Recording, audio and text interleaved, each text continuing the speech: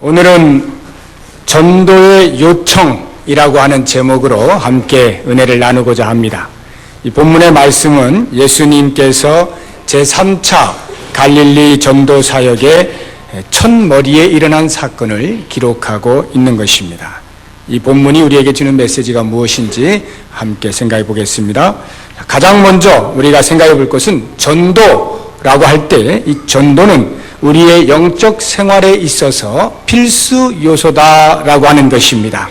우리의 영이 건강을 유지하려면 영적 생활에 있어서 꼭 필요한 요소들이 균형 있게 상호작용을 해야 합니다. 이것은 마치 우리 육체가 균형 있는 생활을 통해서 건강을 유지할 수 있는 것과 마찬가지입니다. 육체를 위한 균형 있는 생활의 요소들이 무엇입니까? 많은 것들이 있을 수 있겠습니다만 가장 기초적인 것 세 가지를 대라고 하면 먹는 거, 자는 거, 그리고 일하는 거, 이 정도를 생각할 수가 있겠습니다. 일하는 게 너무 바빠서 잠자는 것을 줄여가면서 일을 하게 되면 처음에는 돈 좀 벌겠지만 조금 지나서 곧 육체의 피곤이 몰려올 것입니다. 그래서 오히려 더 일을 못하게 되는 그러한 결과를 초래하게 될 거예요. 또는 일하는 게 너무나 바빠서 밥 먹는 것도 마다하거나 막 쫓기듯이 먹게 되면 처음 몇 번은 괜찮을지 몰라도 가면 갈수록 소화불량 걸리죠. 또는 영양실조 걸리죠. 얼마 전에 난 기사를 보면 그렇게 쫓기듯이 너무너무 바쁜 생활을 하던 샐러리맨이 아침에 출근하다간가 하여튼 가면서 인스턴트 식품 특정 식품을 말해서는 안 되지만 하여튼 그런 모 회사의 그걸 먹다가 그만 여기 목에서 이렇게 딱 걸려가지고 즉사를 한 그런 기사도 읽지 않았습니까? 그 정도로 바쁜 삶을 산다라고 할 때 그 육체가 망가지는 것은 불을 보듯 뻔한 것입니다. 그렇다고 해서 그럼 잠을 많이 자면 괜찮을까라고 할 때 잠을 많이 자면 잠이라는 게 저도 자봐서 압니다만 자면 잘수록 더 졸리잖아요. 8시간 자면 그 다음에 9시간 자고 싶고 9시간 자면 10시간 자고 싶은 게 사람 심리인데 이 몸의 리듬이 그래요. 그래 점점 많이 자서 아주 이제 무기력한 상태까지 빠지게 되지 않습니까? 그럼 일이고 뭐고 이제 다 팽개치는 것이죠. 육체의 리듬을 깨뜨리는 것입니다. 그렇다고 해서 건강을 유지한다고 밥만 또 많이 먹는다고 하면 어떻게 됩니까? 역시 보나마나 이렇게 넓어지겠죠. 그러니까 육체의 건강을 유지한다라고 할 때는 이와 같은 기초적인 어떤 그런 요소들이 균형 감각을 이루어서 서로 피차의 조화를 이루면서 있어야만 육체의 건강을 유지할 수가 있다라고 하는 것입니다. 마찬가지로 우리의 영적인 건강도 영적 생활의 균형을 잃어버리면 영적인 건강을 해친다라고 하는 것은 당연한 것입니다. 전도가 영적 건강을 지키기 위하여 반드시 필요한 요소다라고 말씀을 드릴 때 이 말씀은 두 가지의 상반된 교훈을 우리에게 줍니다.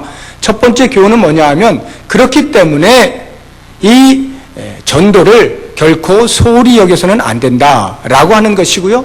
그 반대되는 교훈은 뭐냐 하면 그렇기 때문에 이 전도만을 영적인 생활의 모든 것이다라고 말을 해서는 안 된다라고 하는 것입니다. 오늘 제가 이제 초점을 두어서 말씀을 드리고자 하는 것은 전자의 부분입니다. 후자는 다음에 기회가 있으면 제가 말씀을 드리도록 하고 전자의 부분, 전도는 우리의 영적 건강에 꼭 필요한 필수 요소이기 때문에 어떠한 경우에도 무시되거나 소홀히 여김을 받아서는 안 된다라고 하는 것입니다. 전도가 천대를 받을 때 기독교는 본질의 힘을 잃어버리게 됩니다. 그리고 엉뚱한 것에 힘을 쏟게 됩니다. 제가 수요 예배 때에도 말씀을 드렸던 것인데 이 기독교는요 운동과 제도권을 오가면서 진자 운동을 벌이는 반복으로 역사가 구성이 되어 있습니다. 기독교가 운동으로 있을 때에는 전도가 항상 활발했습니다. 반면에 이 기독교가 제도권의 자리로 이렇게 옮겨가게 될 때에는 전도가 매우 미약했던 것을 역사를 통해 볼 수가 있어요. 왜 그러한가 하면 이 전도라고 하는 것이 생명과 관계된 거잖아요. 생명을 전하고 생명을 소개하고, 그래서 그 생명을 들은 자가 생명을 받아들이냐 아니냐라고 하는 생명을 다루는 문제이기 때문에 그런 것입니다. 생명이 소송하는 것에서는 그 자체로 기쁨이 너무나 커서 주변의 자질구레한 것들에 그다지 신경을 쓰지 않는 거예요. 오히려 귀찮을 수가 있습니다. 그런데 이것이 운동으로 있을 때는 그와 같은 전도함으로 말미암은 생명이 소송되는 것에 대한 기쁨을 누리게 되는데, 이게 제도권으로 옮겨지게 되면서 관심이 생명에서부터 이 제도권을 유지하는 데 필요한 자리, 지위로 관심이 바뀌어진다라고 하는 것입니다. 이렇게 관심이 자리나 지위로 바뀌게 되어지는 이 제도권에서는 점점 더 그 자리가 탐해지기 때문에 계급이 더 많이 세분화가 되어서 많은 계급들이 생겨나요. 그리고는 더 높은 계급을 쟁취하기 위한 육체의 욕구만이 왕성하게 일어나게 되는 거예요. 그러니까 그러한 자리에서는 당연히 그리스도의 복음으로 말미암아 생성되는 생명에 대한 관심이 없어지게 마련인 것이죠. 이것이 역사가 증명해 주고 있는 것입니다. 우리가 중세시대를 잘 알지 않습니까? 중세시대의 가장 큰 특징 중에 하나가 뭐냐 하면 교회가 세상을, 교회가 국가를 통치한다라고 하는 것입니다. 황제가 교황에게 머리 숙이던 때가 중세 아닙니까? 자, 그렇게 보면 우리의 생각에는 기독교가 전체를 통제하고 지배한다라고 할 때 유토피아가 일어날 것만 같잖아요? 그런데 역사가 우리에게 말해주고 있는 것은 유토피아가 아니라 오히려 일반 사학가든지 신학 사학가든지 상관없이 모든 사학자들이 이구동성으로 하는 말이 중세는 영적 암흑기의 시대다, 이렇게 말을 하거든요. 기독교가 지배를 했음에도 불구하고 영적인 암흑기, 왜 그러겠습니까? 거기에 전도가 없기 때문에 그래요. 생각해 보세요. 교회가 전 세계를 지배하고 있는데 무슨 전도가 필요해요? 그 안에 다 들어와 있는데 전도를 안 하는 거예요. 그러니까 복음으로 말미암는 생명이 무엇인지를 점점 놓치고 있는 것입니다. 관심이 없어지게 되는 것입니다. 전하는 일도 없고요, 듣는 일도 없고요, 그냥 그렇게 살아가고 있는 것입니다. 그러다 보니까 그런 생명에는 관심이 없고 오히려 엉뚱한 데에 힘을 쏟는 거죠. 자리를 쟁취하는 그러한 부여된 힘을 누리는 것으로서만 시간을 쓰다 보니까 자연스럽게 무기력하게 되어지는 것이고 영적인 암흑기라 이렇게 불리워지는 것입니다. 그런데 반면에 초기 기독교 공동체는 어땠습니까?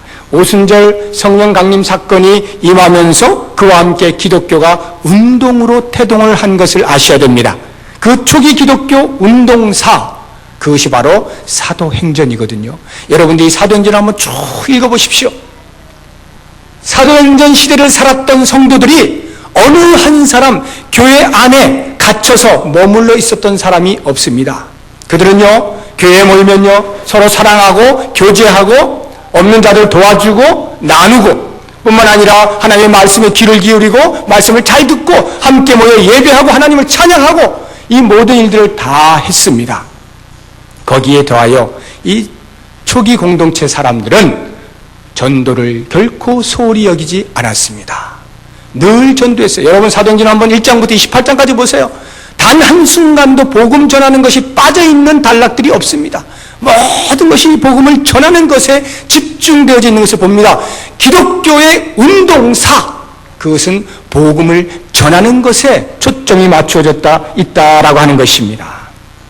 죽음조차도 복음 전하는 일을 가로막지 못했던 역사상 가장 위대한 일들로 가득 차 있던 시대가 바로 초대교회 시대였던 것입니다. 바로 그 시대의 주역들인 사도들, 예수님의 제자들, 그 제자들이 그런 초대교회를 경험하기 전에 예수님과 함께 공동체 생활을 하면서 그 공생의 기간 동안에 최초로 전도라고 하는 것을 스스로 직접 체험하게 되는 사건이 오늘 본문에 기록이 되어 있는 것입니다.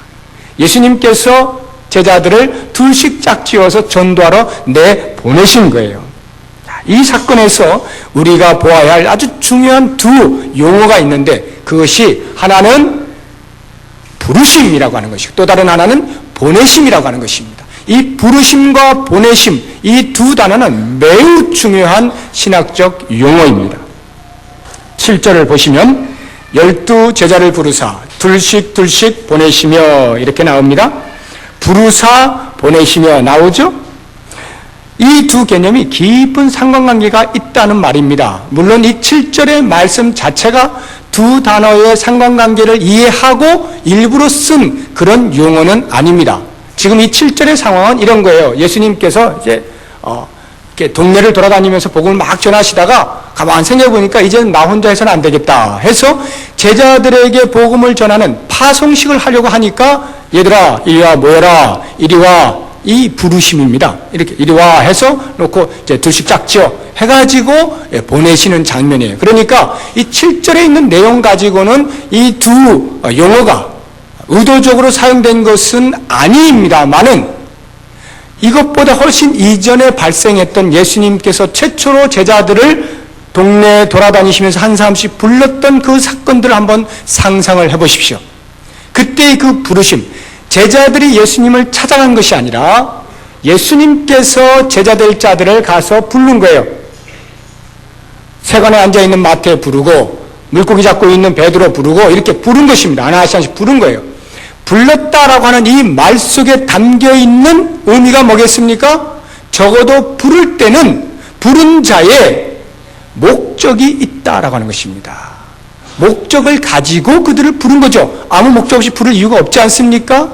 다시 말하면 이 부르심이라고 하는 용어 속에는 반드시 목적이 담겨 있는데 그 목적이 설명되어져 있는 것이 오늘 7절 말씀이라는 거예요. 보내시며 라고 하는 여기에 그 목적이 담겨 있다라고 하는 것이죠.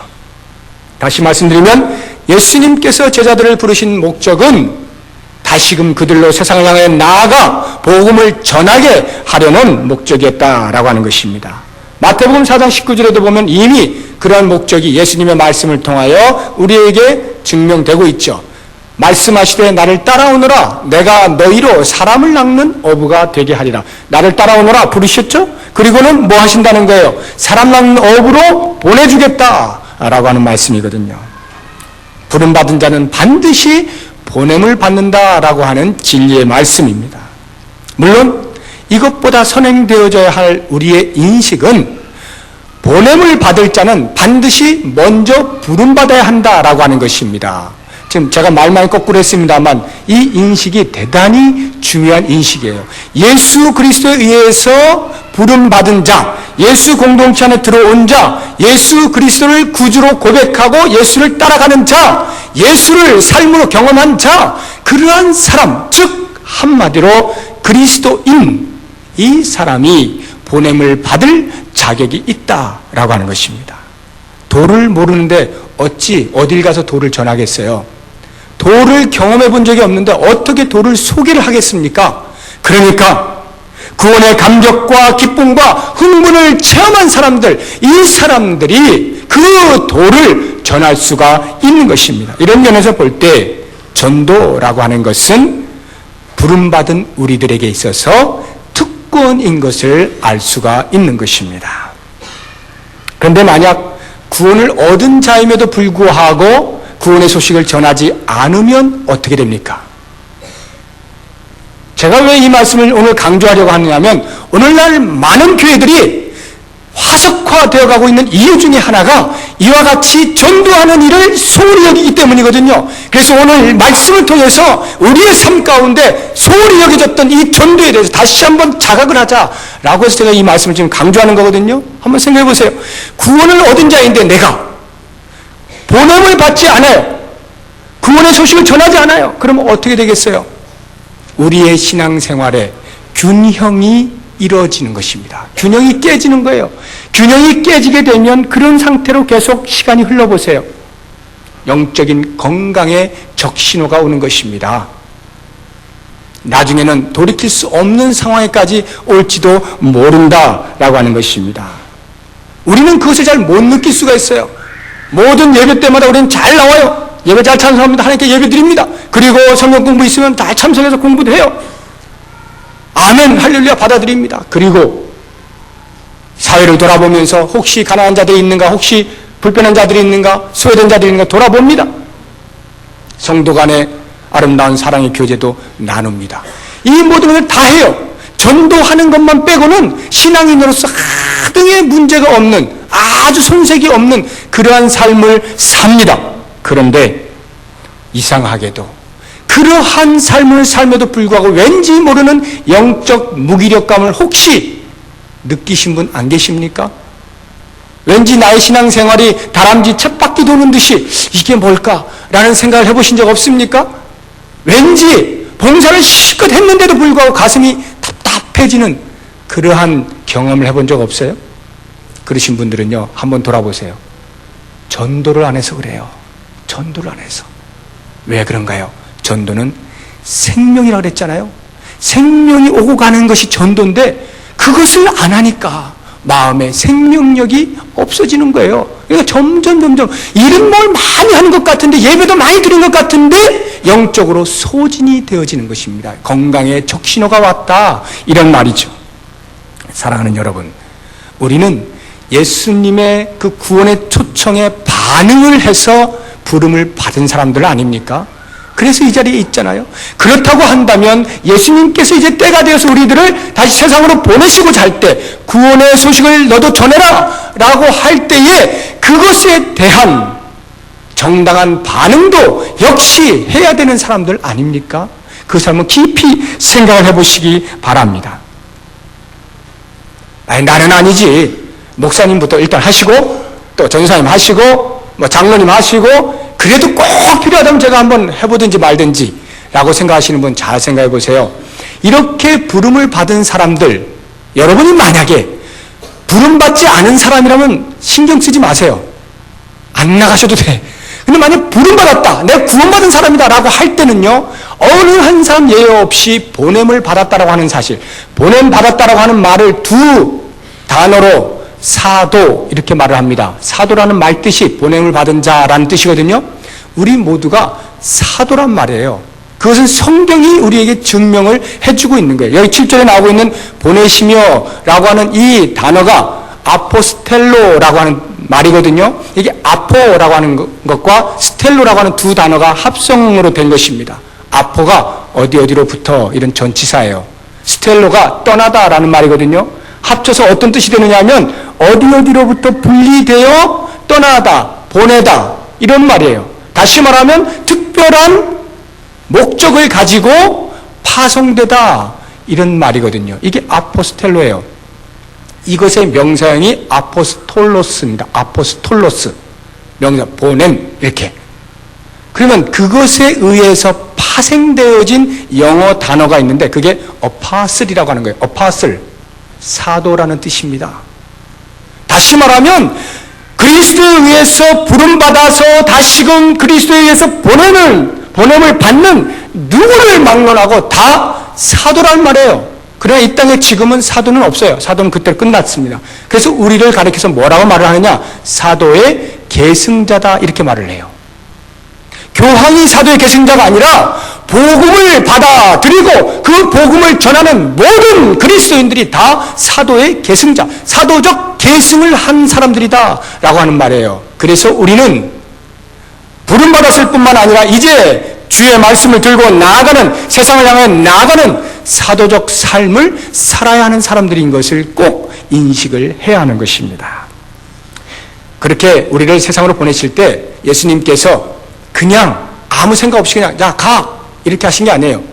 부르시자마자 바로 보내신 게 아니라 이 제자들도 보면요, 최초에 부르실 때와 지금 보내실 때 시간 간격이 적어도 1년 이상이 있습니다. 지금 이 보내실 때가 제3차 갈릴리 사역 때니까 적어도 2년 정도가 지난 때거든요. 그러니까 1년 이상의 기간이 있었어요. 그 사이에 뭘 했습니까? 예수님께서 가시는 곳곳마다 제자들을 데리고 다닙니다. 그리고는 일일이 하나씩 이건 뭐고 이건 뭐고 이건 뭐다 다 가르쳐 주십니다. 일일이 가르쳐 주세요. 모든 사람들을 불러놓고 쫙 설교를 했는데 제자들이 잘 못 알아들어요. 그럼 어떻게 해요? 따로 불러다가 가르쳐 주시잖아요. 비유로 말씀했는데 못 알아들어요. 그럼 따로 방에다 불러다가 가르쳐 주시잖아요. 하나에서부터 열까지 다 가르쳐 주시는 거예요. 그것만 합니까? 귀신을 쫓아내는 것도 보여주시죠. 병자 고치는 것도 보여주시죠. 하나님 나라가 이렇게 임했느니라 다 보여주시지 않습니까? 잠자고 먹고 지내는 모든 일거수일투족을 같이 지내면서 다 가르쳐 주시는 거예요. 그렇게 가르쳐 주시면서 전도라고 하는 것이 이것이고 전도하는 자의 성품이 이래야 한다라고 하는 모든 것들을 다 훈련시키시고 양육을 시키신 후에 그리고 제자들을 파송을 하시는 것입니다.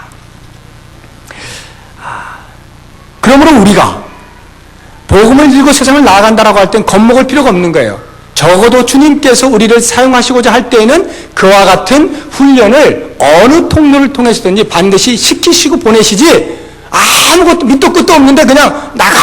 이러지 않는단 말이에요. 그래서 교회는 지금 우리 교회가 특별히 전도에 대한 프로그램을 갖고 있지는 않습니다만 이제 조만간에 그런 것들이 생겨요. 그런 훈련들을 통해서 훈련을 받으면서 이렇게 하는 거구나 체험하면서 또 우리의 신앙생활 가운데서 예수님을 직접 체험하시면서 그렇게 그 믿음을 가지고 전도하러 나아가게 되는 것입니다. 자, 그 다음에 우리가 한번 같이 생각해 볼 것은 전도의 방법인데 예수님께서 보내실 때 각각 보낸 게 아니라 둘씩 짝을 지어서 이렇게 보내지 않습니까? 이 둘씩 보내는 전도 방법이 예수님께서 만드신 고안해내신 최초의 고안자이신데 요즘은 그 이단들이 더 많이 사용하죠. 여호와 증인 이렇게 꼭 두 사람씩 해서 벨 누르고 이렇게 다니고 또 이렇게 역 같은 데 이렇게 보면은 그 주변에 항상 눈 풀린 두 이렇게 가방 이상하게 메고 이렇게 가는 두 여인이 있잖아요. 그래서 도를 아십니까? 뭐 이러고 뭐 얼굴이 뭐 환합니다. 뭐 이러면서 이렇게 접근하는 눈 풀린 사람들. 꼭 두 사람씩 다니잖아요. 이렇게. 어디서 배웠는지 모르겠어요. 원래 이제 우리 기독교에 이렇게 워낙 이 전도 이걸 통해서 잘하니까 아마 흉내를 내지 않나 싶은데 이 두 사람을 짝을 지어서 보내는 이유가 있어요. 그냥 뭐 어찌 하다 보니까 둘씩 짝 져보는 게 아닙니다. 두 사람 짝을 지는 데는 첫 번째 이유는 이런 거예요. 그들의 문화 풍습입니다. 풍습이 증인을 세우는 데서 최소 인원 확보라고 하는 차원입니다. 다시 말하면 어떤 사건에 대해서 증언을 할 때 그 증인이 최소 2 이상이 돼야 돼요. 그렇지 않은 것은 증언으로 채택이 되지 않습니다. 그런 것처럼 전도자를 2를 보냈다라고 하는 것은 전도자 입장에서나 듣는 사람 입장에서 모두 이 증언대 앞에 설 것에 대한 것을 말하는 거예요. 자, 전도자 입장은 뭡니까? 두 사람이 나아갈 때 만약 혼자서 전한다고 생각해 보세요. 이건 이렇고 이건 저렇고 이렇게 쫙 도를 설명했는데 그게 맞는지 틀린지 누가 점검을 할 거예요? 듣는 사람은 생판 모르잖아요. 처음 듣는 얘기인데 뭐 맞는지 틀린지 알 수가 없어. 전하는 사람도 이게 내가 지금 제대로 전하는지 제대로 몰라. 점검을 못 받아요. 그러니까 두 사람을 짝을 지으면 한 사람이 말을 할 때 듣고 있다가 혹시 그게 좀 잘못됐으면 나중에 앞에서 말할 수는 없고 데려다가 뒤에서 군밤을 때리겠죠. 너 잘못 말했어 이렇게 하고 그럼 또 고치고 이렇게 서로에게 증거가 되는 거예요. 증언을 할 수가 있다라고 하는 것입니다. 뿐만 아니라 듣는 사람 입장은 어떠냐? 듣는 사람이 실컷 잘 듣고는 에이 모르겠어 당신이나 믿으시오 나는 내 삶 살래 이렇게 했다고 할 때에 마지막 날 심판의 때 하나님께서 그를 불렀어요. 그리고 너 왜 예수를 안 믿었어? 라고 해서 이제 지옥으로 탁 보내려고 하는데 이 사람이 갑자기 손을 바짝 들고 저는 한 번도 도를 들어본 적이 없습니다. 복음을 아무도 저에게 전한 적이 없습니다. 라고 발뺌을 하려고 할 때 만약 한 사람이 전했으면 그 한 사람이 와서 내가 너한테 했잖아 라고 할 때 그걸 누가 믿어? 이렇게 해버리면 하나님도 할 말이 없잖아요. 그러니까 두 사람을 딱 세우는 거야. 두 사람이 말을 해버리니까 꼼짝을 못하는 거지. 이렇게 해서 전하는 자나 듣는 자가 모두 증언을 최소 인원 확보하라고 하는 차원에서 이렇게 두 사람을 딱 세운다라고 하는 것입니다. 근데 꼭 그런 목적으로만 예수님께 두 사람씩 보낸 것은 아닙니다. 우리의 상식으로 생각해 보아도 두 사람이 한 사람보다 훨씬 낫잖아요. 한 사람이 복음을 전한다라고 할 때에 혹시 복음을 전하다가 상대방이 거부를 했어요. 거부만 한 것이 아니라 그냥 아주 모독을 줬어요. 그럼 얼마나 낙심이 돼요. 상심이 돼요. 내가 이거 하려고 전도하러 다니나? 아주 상심이 돼가지고 포기하고 싶잖아요. 그럴 때 두 사람이면 어떻습니까? 그 나머지 한 사람이 다시 힘을 넣어주잖아요. 북돋아주잖아요. 참자. 그래도 생명을 전하는 일인데 우리가 한 번 더 참자 하고 이렇게 서로 힘을 모아서 나아갈 수 있기 때문에 서로 협력하는 차원에서 둘을 보내는 것입니다. 뿐만 아니라 교육의 효과도 있어요. 둘이 보내면 서로 마음이 잘 맞는 사람이 짝이 되면 마음이 잘 맞으니까 전도 잘할 것이고 그건 말할 것도 없고, 만약에 서로 마음이 안 맞는 사람이 짝이 돼서 어떻게 하다 보니까 그럼 어떻게 하겠어요? 전도는 하긴 해야 되겠고 계속 싸우겠죠? 지나가게 걸어가면서 다투고 막 이럴 겁니다. 그러나 하루 이틀 계속 전도하다 보면 어떻게 돼요? 다투는 것도 힘들잖아요. 그러니까 점점 깎이는 거예요. 자기가 깎여요. 다듬어지는 것입니다. 자기도 모르는 사이에 서로 이렇게 마모가 되면서 둥글둥글하게 되면서 상대방에 대한 배려가 생겨나고, 이렇게 하는 것이구나 라고 하는 자기 성숙을 이룰 수가 있다는 것입니다. 이러한 면에서도 둘이 가는 것은 매우 중요하다라고 하는 것입니다. 그렇게 해서 둘씩 짝을 짓는 이 전도 방법은 초대교회 선교의 모델이 되었어요. 그래서 상당히 오랜 기간 동안에 둘씩 짝을 지어서 나가는 전도 방법을 사용했습니다. 오늘날에도 역시 마찬가지예요. 그러나 이것이 우리에게 어떤 절대 진리로 요청되어지는 것이라고 적용을 해서는 안 됩니다. 중요한 것은 이렇게 전도에도 효과적인 방법을 강구해야 되는구나 라고 하는 것을 우리가 알고 계속해서 전도 방법들을 개발해내는 것이 중요한 것입니다. 그 다음으로 우리가 생각해 볼 것은 전도할 때 우리가 들고 나가는 무기인데요. 무기가 있어야 영적인 전쟁을 할 거 아닙니까? 예수님께서 그 제자들의 손에 들려주신 무기가 있는데 양손에 하나씩 들려주셨어요. 한 손에는 뭐냐? 영적 권세라고 하는 무기입니다. 또 다른 한 손에는 육적 내려놓음이라고 하는 무기입니다. 자, 7절 하반절을 보시면 이렇게 나오죠. 더러운 귀신을 제어하는 권세를 주셨다 이렇게 나오는데, 복음이 전해지는데 가장 싫어하는 사람이 누굴까요? 사단이겠죠. 사단이 자기 영역이 침범되니까 아주 싫어할 거예요.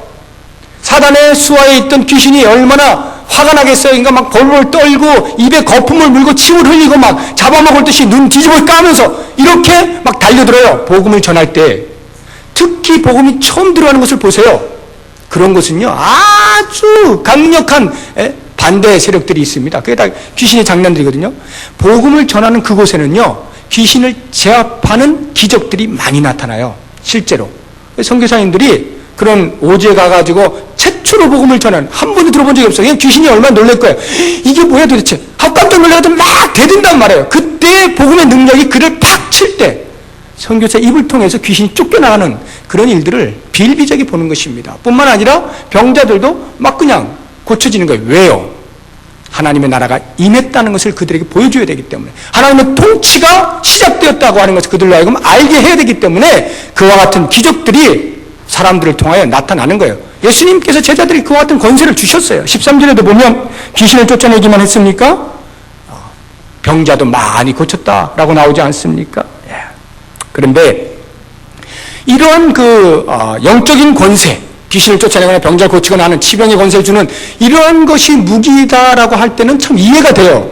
나도 그런 거 있으면 좋겠다 이런 생각이 드는데, 그 또 다른 한 손에 쥐어진 육적 내려놓음이라고 하는 무기, 이게 무슨 무기인가라는 생각이 듭니다. 자, 한번 보시죠. 8절 9절에 보면은 예수님께서 그들에게 여행을 떠날 때, 전도 여행을 떠날 때 준비하라라고 하는 지시한 그 준비물이 나옵니다. 여행을 위하여 지팡이 외에는 양식이나 주머니나 전대의 돈이나 아무것도 가지지 말며 신만 신고 옷도 두 벌 입지 말라 이렇게 이야기하지 않습니까? 그러니까 예수님께서 허락하신 것이 지팡이 하나, 워낙 산세가 험하거든요. 거기가 예루살렘은 굉장히 높고 사해는 저 밑에 있고 굉장히 산세가 험해요. 그럴 때 이 지팡이는 너무나 필요한 거예요. 지팡이 그리고 신발, 요 딱 두 개 빼고는 몽땅 다 내려놓아라 이렇게 말씀하신 것입니다. 그것이 무기라고 지금 예수님께 주셨다라고 하는 것입니다. 왜 이렇게 빈털터리로 전도하러 나가게 하셨을까요? 전도자들의 삶을 하나님께서 책임지시겠다라고 하는 그 믿음이 없이는 전도를 끝까지 행할 수 없는 것임을 예수님께서 아셨기 때문이죠. 만약에 자기 나름대로 전도에 필요한 것들 다 준비해가지고 갔다고 생각해 보세요. 어떤 일이 벌어지겠습니까? 준비한 거 떨어지는 그 시간부터 전도도 같이 끊어지는 겁니다. 더 이상 전도 안 해요. 왜요? 준비가 다 끝났으니까. 준비물이 다 끝났잖아요. 그러니까 안 하는 거예요. 예수님께서 그것을 아신 것입니다. 그래서 다 내려놓으라는 거예요. 그냥 하늘 바라보고 나아가라는 것이죠. 마치 엘리야가 그리시네가에서 까마귀가 와서 물어다 주면 그거 먹고 사는 하늘 바라보는 인생이었던 것처럼 철저하게 하나님만 바라보면서 나아가는 삶으로 전도자에게 요청을 하고 있다라고 하는 것입니다. 육적 내려놓음. 전폭적으로 하나님만 의지하라, 하나님만 바라보라. 이것이 오히려 육신에 필요한 것들을 가지고 가는 것보다 훨씬 큰 무기다라고 하는 것을 말씀해주고 있는 것입니다. 우리가 과연 그것을 체험할 수 있습니까? 인정할 수 있습니까? 내가 가지고 있는 어떤 것들, 전도하는 데 필요한 여러 가지, 내가 생각할 때 이런 있는 거 필요한 거, 이것보다 다 내려놓고 하나님 바라보는 게 더 큰 무기라고 생각이 듭니까? 들지 않잖아요. 그러한 상식을 깨고 그런 육적인 내려놓음을 시행할 때 비로소 전도자가 끝까지 죽음을 불사하고 감당할 수 있다라고 하는 것입니다. 이게 바로 전도자의 무기예요. 하나님만 바라보는 것. 이제 마지막 한 가지만 보고 말씀을 마치겠습니다. 전도자의 태도입니다. 전도자는 어떤 태도를 가져야 할 것이냐? 한마디로 당당함입니다. 당당함. 10절 이하에 나오죠. 또 가라사대 어디서든지 네 집에 들어가거든 그곳을 떠나기까지 거기 유하라. 어느 곳에서든지 너희를 영접지 아니하고 너희 말을 듣지도 아니하거든 거기서 나갈 때 발 아래 먼지를 떨어버려 저희에게 증거를 삼으라. 자, 머물 곳을 찾게 되면 할 수 있는 대로 그 한 곳에 머물라 이렇게 이제 요청을 하시는데요. 병행 구절인 마태복음 10장 11절에 보면 아무 성이나 촌에 들어가든지 그 중에 합당한 자를 찾아내어 너희 떠나기까지 거기서 머물라 이렇게 말씀해요. 그냥 아무 곳이나 유하라는 것이 아닙니다. 찾아보아서 유할 만한 곳에 머물러라 이렇게 말씀하시는 거예요. 즉 복음을 받아들이고 제자들을 환대할 수 있는 그런 집에 머물라는 것입니다. 이게 무슨 말입니까? 복음의 능력을 말하는 것입니다. 복음이 그만큼 귀하다는 거예요. 복음이 그만큼 가치가 있다는 거예요. 그런 가치 있는 복음을 들고 나가는 사람으로서 구걸하지 말라는 것이죠. 머리 숙이지 말라는 것이죠. 당당하게 이 복음을 받아들일 수 있는 사람의 집을 찾으라는 것이고 하나님께서 그와 같은 집을 예비해 놓으시겠다라고 하는 거거든요. 복음의 능력을 말하는 것입니다. 이것이 전도자에게 있어서 사치스러운 삶을 말하는 것은 아닙니다만 구걸해서는 안 된다라고 하는 거예요. 구걸하며 사는 인생이 아니다라는 거예요. 하나님께 책임지시는 인생이다. 그것을 확신하고 나아가라는 것이죠. 그래서 마태복음 10장 12절에 보면 제자들이 그 집을 들어갈 때 평안을 빌라라고 말씀하시거든요. 평안을 빌어서 그 집이 평안을 받을 만한 집이면 평안이 그 집에 머물 것이고 만약에 그 집이 평안을 받을 만한 그릇이 못 돼요. 그러면 이 평안이 어디로 오냐면 삥 돌아서 평안을 빈 이 제자들에게 온다 했습니다. 부메랑처럼요. 동물 잡으려고 쫙 부메랑을 던졌는데 동물이 피했어요. 그럼 그 부메랑이 그 땅에 팍 꽂혀서 끝나는 게 아니라 싹 돌아와서 다시 손에 딱 잡히잖아요. 부메랑처럼 평안을 비는 것은 부메랑이에요. 그러니까 전도자들은 어디를 가든지 딱 집 붙잡고 할 수 있는 최선의 축복을 하는 거예요. 그 집이 못 받으면 내가 받으니까. 이게 뭘 말하느냐 하면 복음 전도자는 하나님께 책임지신다. 복음의 당당함, 즉 전도자는 당당하게 그 복음을 들고 나가야 된다라고 하는 것입니다. 그래서 제자들을 영접하지 않는 그 집에 대하여 어떻게 하라 그래요? 미련 두지 말고 그냥 나오라 그러잖아요. 그냥 나와라. 나올 때 어떻게 해요? 발에 묻은 신발에 그 먼지를 툭툭 털고 나와라 이렇게 말씀하시지 않습니까? 그래서 그 터는 것을 통하여 그 집에 증거를 삼으라 라고 말씀하고 있습니다. 어떤 증거입니까? 보통 경건한 유대인들은 이방 지역을 이렇게 돌아다니다 보면은요, 돌아다니다가 이제 자기 팔레스타인 땅으로 다시 들어오잖아요. 그러면 그 경계에서 신발에 묻은 먼지를 털어요. 나는 이 이방 지역과 상관없는 경건한 사람이요 라고 하는 것을 표식을 내는 것이거든요. 복음을 수용하지 않는 자들은 이렇게 영적인 이방인이 된다라고 하는 말입니다. 털어버린다라고 하는 말 뜻이. 그래서 나중에 하나님 앞에서 변명을 하지 못해 되는 거예요. 복음의 영적인 이방인으로서 하나님 나라에 들어가지 못하는 것에 대한 증거를 삼는 것이 바로 발의 먼지를 떨어버리는 행위인 것입니다. 이 말은 복음을 받아들이지 않는 한에 있어서는 그 집이 어떤 집이 되든, 아무리 대궐 같은 집이 되었든지, 아무리 학식이 높은 집이 되었든지, 아무리 유대인이 되었든지, 아니면 대통령이 되었든지, 무엇이 되었든지 상관없이 복음을 받아들이지 않는 한에 있어서는 영적인 이방인이에요. 하나님 나라에 들어가질 못하는 것입니다. 그것에 대한 전도자의 당당함이 있어야 한다라고 하는 거예요. 고개를 숙이고 이렇게 빌빌거리고 다니는 것이 아니라 가장 영화로운 하늘나라를 소개하는 자로서의 당당함으로 나아가라 라고 하는 것입니다. 그리고 또 한 번 발을 터는 것은 이 전도자의 입장에서 볼 때는 나는 이 사람처럼 복음을 거부하는 불신앙에 동참하지 않겠소 라고 하는 의미도 포함이 되어 있는 것이에요. 왜 이런 것이 필요한가라고 하면 복음을 전하는 바로 그 현장이 가장 죄의 노출이 심하게 되어 있는 곳이기 때문에 그렇습니다.